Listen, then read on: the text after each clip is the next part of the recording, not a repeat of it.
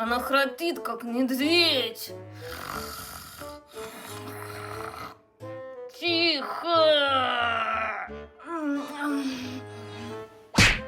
Эй, это же нарушение личного пространства! Гарик, что ты орешь? Это моя кровать. Сдрысни отсюда. Какая твоя? Я тут первый лег.